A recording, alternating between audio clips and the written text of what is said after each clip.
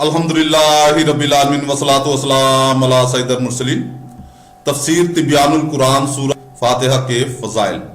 इमाम बुखारी रवायत करते हैं कि हजरत अबू सईद बिन मौला रदी अल्लाह ताला अन्हु बयान करते हैं कि मैं नमाज पढ़ रहा था। दौरान नमाज नबी अकरम सल्लल्लाहु अलैहि वसल्लम ने मुझे बुलाया, मैं हाजिर ना हुआ। मैंने अर्ज किया, या रसूलुल्लाह सल्लल्लाहु अलैहि वसल्लम, मैं इस वक्त नमाज पढ़ रहा था।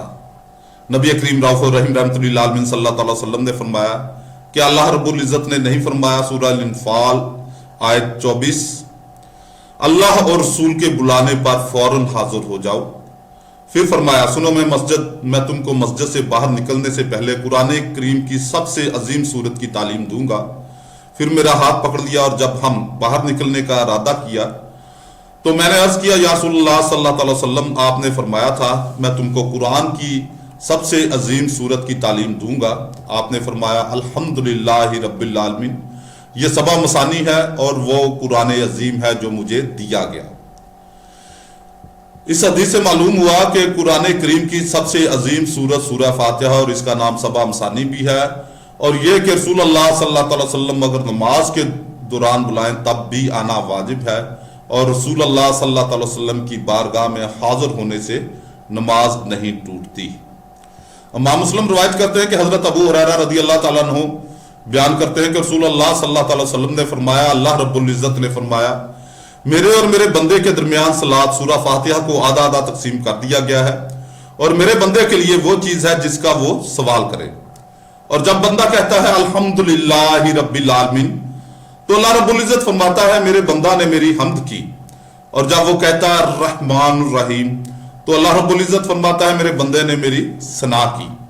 और जब वो कहता है मालिक यौमिद्दीन, तो अल्लाह रब्बुल इज़्ज़त फरमाता है मेरे बंदा ने मेरी ताज़ीम की।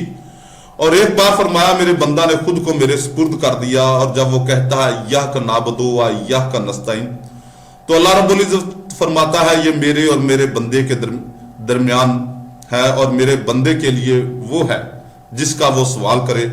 और जब वो कहता है इहदिनस सिरातल मुस्तकीम सिरातल लज़ीना अनअमता अलैहिम गैरिल मग़दूबी अलैहिम वलद्दालिन, तो अल्लाह रब्बुल इज़्ज़त फरमाता है ये मेरे बंदा के लिए है और मेरे बंदे के लिए वो चीज है जिसका वो सवाल करे। इमाम नसाई रिवायत करते हैं कि हजरत इब्ने अब्बास रदी अल्लाह ताला अन्हु बयान करते हैं कि जिस वक्त जब्राइल अलैहिस्सलाम नबी करीम रऊफ़ुर रहीम रहमतुल्लिल आलमीन सल्लल्लाहु अलैहि वसल्लम के पास बैठे हुए थे, तो उन्होंने ऊपर की जानिब से एक चरचराहट की आवाज सुनी। हजरत जब्राइल अलैहिस्सलाम ने कहा, यह आसमान का एक दरवाजा है जो आज खोला गया है और आज से पहले कभी नहीं खोला गया। इस दरवाजे से एक फरिश्ता नाज़िल हुआ। हजरत जब्राइल अलैहिस्सलाम ने कहा, यह फरिश्ता जो जमीन की तरफ नाज़िल हुआ है ये आज से पहले कभी नाज़िल नहीं हुआ था। इस फरिश्ते ने आकर सलाम किया और कहा, आपको दो नूरों की बिशारत हो जो आपको दिए गए हैं और आपसे पहले किसी नबी को नहीं दिए गए। एक नूर फातिहल किताब और दूसरा सूरह बकरा की आखिरी आयतें हैं। इनमें से जिस हरफ को भी आप पढ़ेंगे वो आपको दे दिया जाएगा।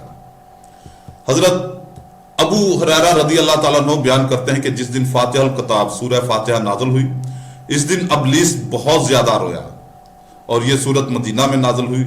इस हदीस को इमाम तबरानी ने मौजम औसत में रवायत किया है और इसकी सनद सही है। सूरह फातिहा के नुज़ूल के मुतल्लिक मुतअद्दिद रवायात हैं। बाज़ रवायात से मालूम होता है कि सूरह फातिहा मक्का में नाज़िल हुई और बाज़ रवायात से मालूम होता है कि यह मदीना में नाज़िल हुई है।